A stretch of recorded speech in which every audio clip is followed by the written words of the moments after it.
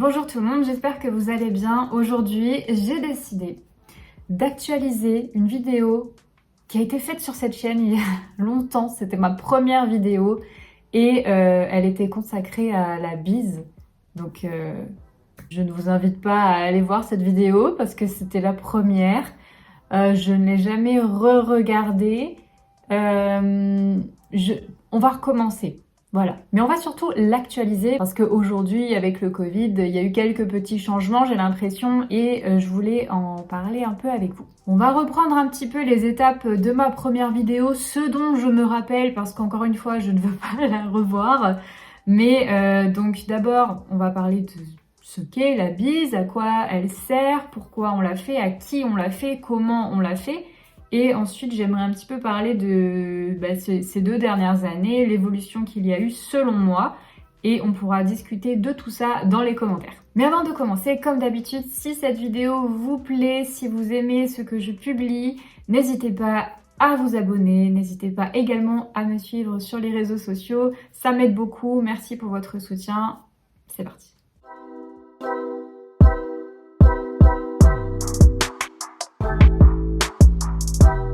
Donc déjà, la bise, c'est quoi? Bon, comme j'ai personne à qui faire la bise ici pour vous montrer, l'idée, c'est de embrasser les joues de quelqu'un. Donc c'est un peu comme faire mouah, mouah, comme ça. Meilleure démonstration, je sais. Embrasser une personne sur la joue, mais généralement, c'est plus joue contre joue. On va pas vraiment faire un bisou à cette personne. Ce sera vraiment comme ça. Voilà. Visiblement, cette pratique date de l'Antiquité. C'est un code social qui a été créé par les Romains. Et on voit qu'il y a eu une baisse à certains moments, notamment pendant les épidémies. On va en parler. Donc déjà, à qui on fait la bise? Généralement, c'est plutôt en contexte informel. Donc c'est-à-dire les amis, la famille, les personnes plutôt proches. Ça peut aussi être les collègues. Ça dépend. Ça peut parfois être le patron, mais attention, ça dépend. Il faut rester sur l'idée que c'est plutôt informel. Justement, ça peut poser des problèmes parce que même en tant que Français, on se dit est-ce que je lui fais la bise? Est-ce que je serre la main? Qu'est-ce que je fais? Donc j'imagine que quand vous qui apprenez le français, qui arrivez en France, voilà, vous savez peut-être pas trop si c'est pas quelque chose que vous faites dans votre culture. C'est compréhensible, c'est normal. Donc selon moi, si vous n'êtes pas sûr, ne faites pas la bise. Il vaut mieux éviter de faire la bise à quelqu'un qui, surtout maintenant, on va développer ça un petit peu après, mais si vous n'êtes pas sûr, ne faites pas la bise, attendez que la personne vous le propose. Ce que je dis, c'était un peu valable avant, mais maintenant, on va en parler, hein. Sachez aussi que c'était un petit peu moins courant chez les hommes, entre les hommes, de se faire la bise.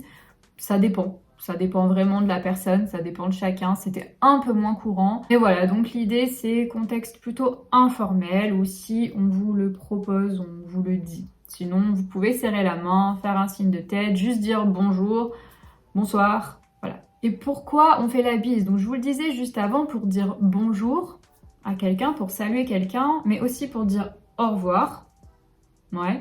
Et également pour remercier une personne. Ça, je l'avais raconté, il me semble, dans ma première vidéo. Je me souviens de fêtes de famille ou pour les anniversaires, par exemple, où il fallait faire tout le tour de la table, faire la bise à chaque personne pour remercier. Donc, c'était très long, tu perds énormément de temps.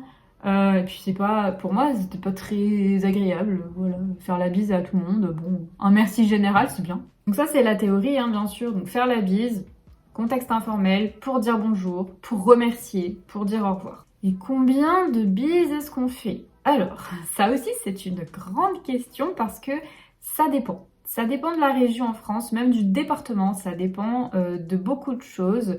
Par exemple, ici, à Clermont-Ferrand, on en fait 2, généralement. Il y a aussi la question de savoir, est-ce que je commence par la joue droite ou est-ce que je commence par la joue gauche? Donc ça peut créer de vrais malentendus, de vrais problèmes de coordination, parce que si on doit réfléchir à cette personne fait peut-être 3 bises, cette personne fait peut-être 4 bises. Mais s'il commence par la gauche, moi je commence par la droite.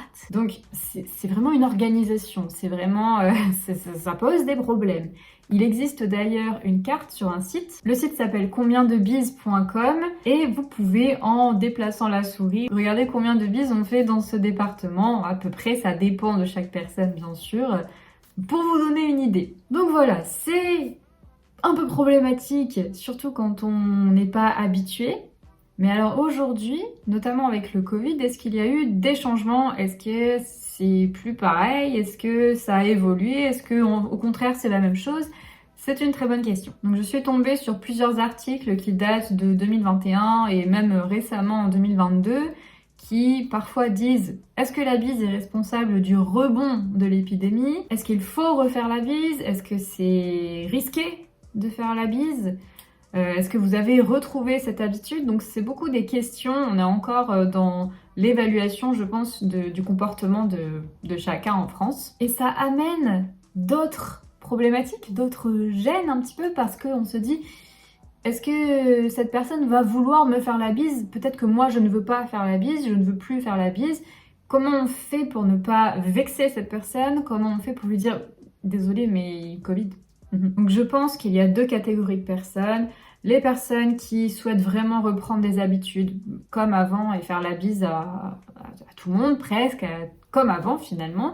Et l'autre catégorie qui est bien contente que la bise disparaisse un petit peu ou ne soit plus aussi systématique qu'avant, qu'elle soit réservée vraiment aux personnes très très proches. Donc on voit un petit peu ces deux schémas, ceux qui réservent vraiment aux personnes très proches et absolument à personne d'autre, et ceux qui veulent faire la bise à tout le monde. Moi je fais plutôt partie de la catégorie qui évite un peu, parce que ça m'arrange en fait, voilà, faire la bise, c'était tellement une habitude que c'est pas quelque chose qui me fait vraiment plaisir, c'est pas quelque chose qui est très important pour moi, c'était juste habituel, et le fait d'avoir perdu un peu cette habitude, je me dis c'est le moment pour supprimer totalement cette habitude de mon entourage. Hein. Donc voilà, maintenant c'est assez rare que je fasse la bise à quelqu'un, je pense. Ça peut arriver, parfois on a tendance, il y a des rechutes, vous savez, il y a des rechutes, on retombe, ah oui,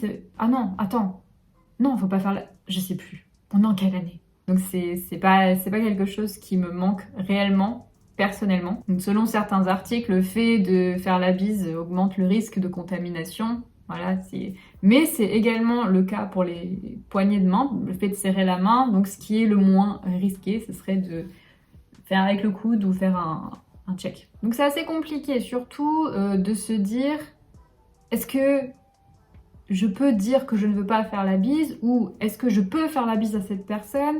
Est-ce que cette personne ne veut pas faire la bise? Il y a encore plus de questions. Donc déjà, avant, imaginez-vous, vous deviez essayer de calculer à qui je fais la bise, combien de bises, quel joue j'utilise en premier, à quel moment je fais la bise. Maintenant, il faut vous dire, est-ce que je fais vraiment la bise? Est-ce que cette personne va vouloir me faire la bise? Donc, ça amène plein de problématiques. Et voilà, vous me direz ce que vous en pensez dans les commentaires. Est-ce que, selon vous, il est nécessaire de totalement supprimer la bise, ou au contraire de la remettre absolument, systématiquement? C'est une bonne question. Moi, pour être honnête avec vous, ça ne me manque pas du tout. Donc, si la bise disparaît, je vais pas pleurer. Et peut-être que avec ces 2 dernières années, peut-être que le fait de plus se faire la bise, ça va permettre de réduire cette pratique, mais peut-être que d'ici 5-10 ans, ça va revenir, je ne sais pas, comme c'est quand même assez ancré en France. Voilà, il y a beaucoup de possibilités différentes, mais je trouve que c'est intéressant de voir un petit peu l'évolution. Du coup, j'aimerais savoir, vous, est-ce que dans votre pays, généralement, vous faites la bise? Et si vous faites la bise, ou si vous faisiez la bise, est-ce que c'est encore le cas aujourd'hui? Comment ça se passe? Est-ce que c'est plutôt avec des personnes proches, avec tout le monde? Voilà, dites-moi dans les commentaires. J'espère que cette petite vidéo vous aura été utile sur la bise en général, comment elle est pratiquée, comment ça évolue aujourd'hui. Si cette vidéo vous a plu, je vous invite à l'aimer, à la partager, à commenter, à vous abonner bien sûr, et également à me suivre sur tous mes réseaux sociaux. N'hésitez pas à m'envoyer un petit message pour me dire ce que vous en pensez, et je vous retrouve très prochainement pour une prochaine vidéo. À bientôt!